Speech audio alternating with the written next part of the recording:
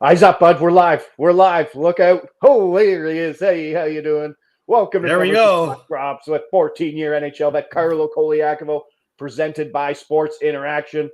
I am, what do we say, off-site, we'll say, in the basement. Got a sweet background, ready to No, it go. looks like you're doing renos at your house.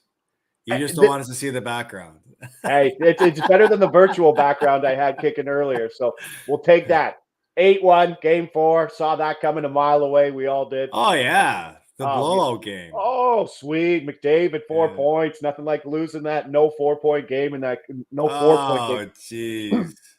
There's a lot. There's a lot. Crazy. And the Nugent Hopkins point there at the end really was the final kick right Mm. in the gonads. But welcome everybody here. Welcome everybody there in the chat.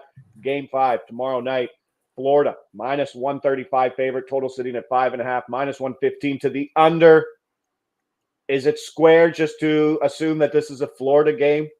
Right? Does the 8-1 win mean as much as an 8-1 win, or is Paul Maurice sitting there telling them it's obviously just one loss and it's no different than losing in overtime?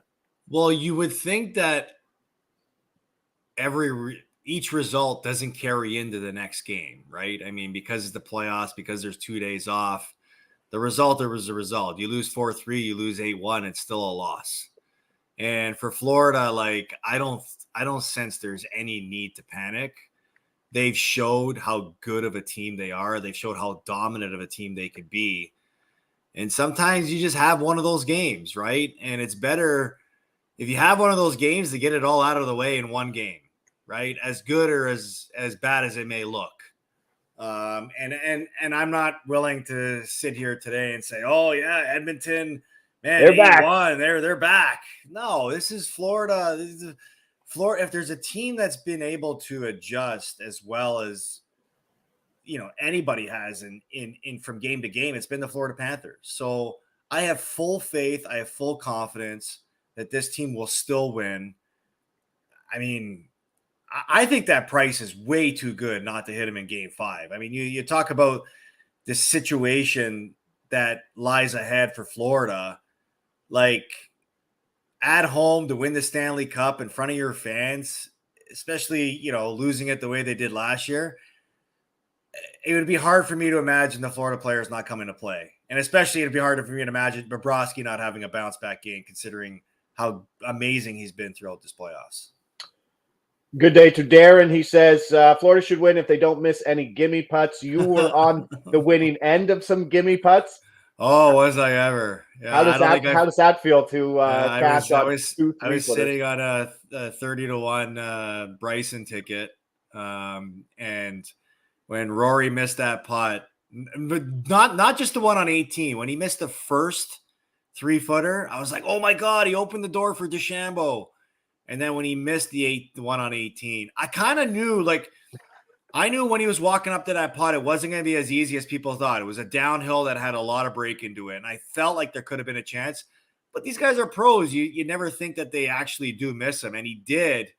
And then that shot that out of the bunker that Bryson hit, oh my goodness, was just Doesn't it feel good to be on the spectacular. nice side of plays that work out like that, as opposed to Hell being on the yeah. other side all the time, it seems like? Hell yeah. All right, John Yeah, Metler that in the was chat good. saying Bobrovsky. Hey, get that Bobrovsky talk out of here. It's a Barkov game. I need Barkov MVP to Johnny hand off to Metz. Ekblad.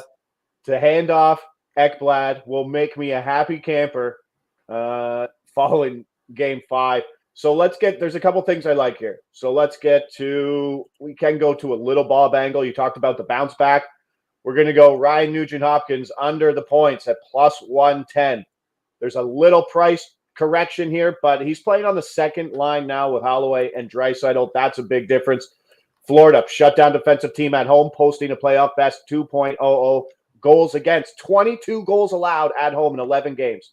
That is pretty impressive through 4 sets of competitions. And game 4 marked the 4th time in the playoffs that Bob has allowed 4 or more goals. He's followed those up with games of 969, 933, and 913 save percentages. So, setting your watch to a Bob bounce back, probably pretty good, no? Yeah, absolutely. I mean, come on.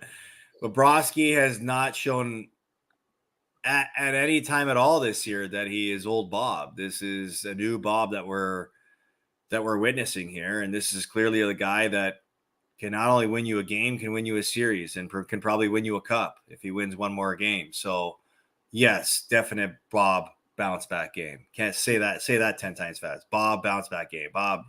Stop. Just stop. We'll stop you there. All right, H points in 3 of his last 9 games, so it's been cashing.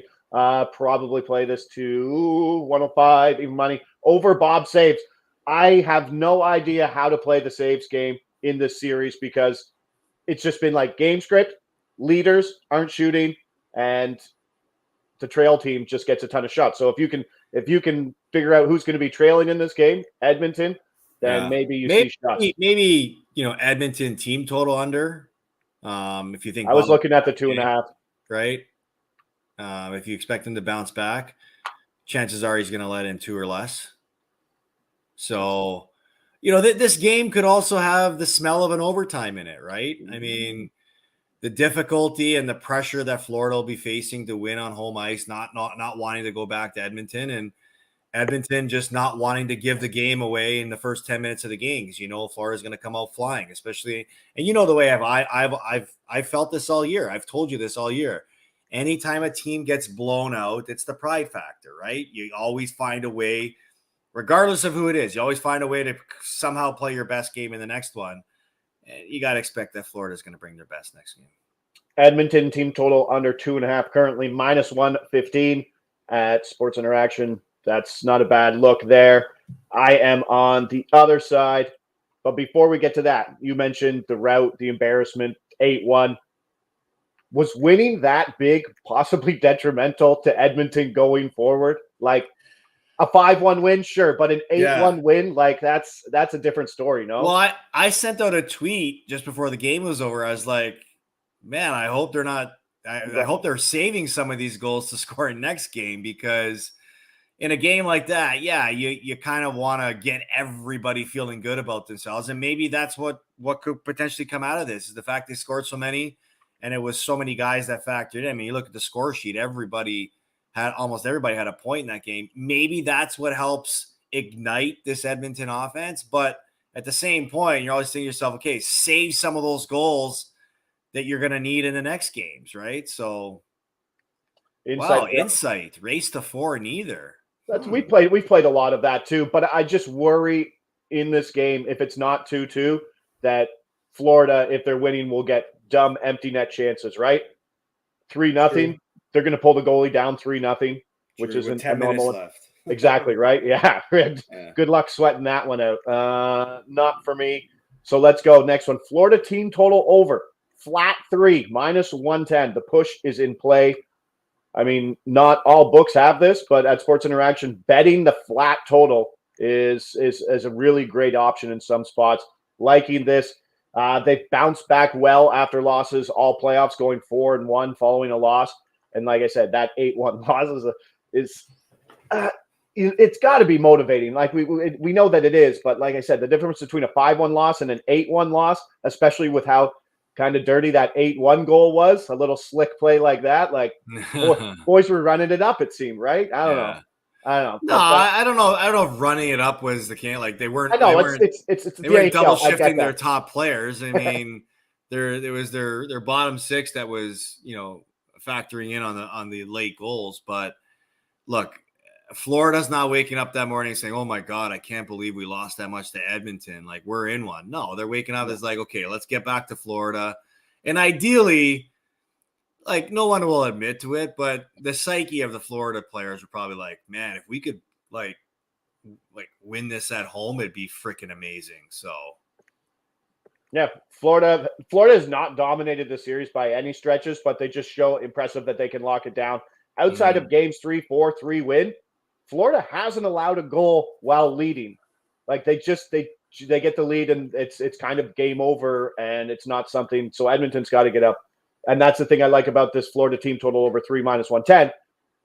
The Edmonton offense is a little awake, could push the Florida offense to have to score more than 3 goals. So the over 3.5 is about +135, also something I like.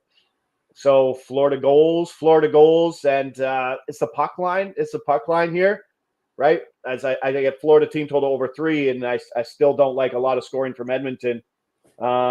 If you had to choose a side, you obviously like Florida, but I mean, plus 180, 1.5. Yeah. Or are you more tie guy? How tight does it? You can't be aggressive offensively with the Stanley Cup in a 2-1 game. Right. Well, you always think too that the longer the series goes, the tighter the games get, right? Yeah. Because you're just playing more and more against each other. You start to figure each other out a little bit more. And game 1, what was the game? 2-0 in game 3-0 in game 1, 5-1. I mean, game 3 was the only close game, but it was 4-1 in the third. Yeah, it's 4-1. It wasn't. It was just they kind of clawed back, right? Yeah. So, oh wow, Romania just scored again. Oh, jeepers. Yes. Did you have your party on Saturday with your fellow Italians? I did, yes. Yeah? Yes, it was a good one. Yeah, really good one. So far, so good. But okay, so those are the 2 plays we're going to lock in here at Sports Interaction for game number 5, happening tomorrow night. Ryan Nugent-Hopkins down to the second line, under 0.5 points, plus 110. And then Florida team total over flat 3, minus 110. Give me the game script. It's leaked. Let me know. How's this game going?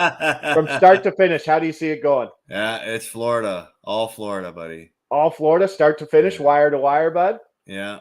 Okay. I think it is. I think it is. I'll go 1-0 Florida lead after first period. We'll go 1-1, 2-1, 3-1, 4-1 finish. Empty net. Barkov seals the deal. Conn Smythe winner, hands it to Ekblad. I'm doing the money dance all night. Let's clip this, buddy. Oh, yeah. I didn't clip. If it goes game script, we're going to call him Josh the Mentalist. Oh, geez. Yeah. I've been called that before for sure. All right, but appreciate it. Everybody hit that like button if you haven't subscribed, do that as well. This could be the last one, bud. This could be the last one. I'll miss you over the series. Yeah. Over the off season, but 47 units on the season, the show. After the 2023, the calendar, we were plus 2 units. We went 44 units, especially after that big game 3 day, but 44 units. That's worth something, on fuego, pal. Buddy. On fuego. Yeah, appreciate everybody there in the chat. It's been a great season. If this is the last one, then this is the last one. Thanks for being there. Thanks for chatting. Thanks for keeping us busy. I'm Josh Ingles. He's Carlo Colaiacovo. This is NHL Puck Prop presented by Sports Interaction. Covers. Lead us out, pal. Let's end it on a winning note with the Stanley Cup. Go Italy.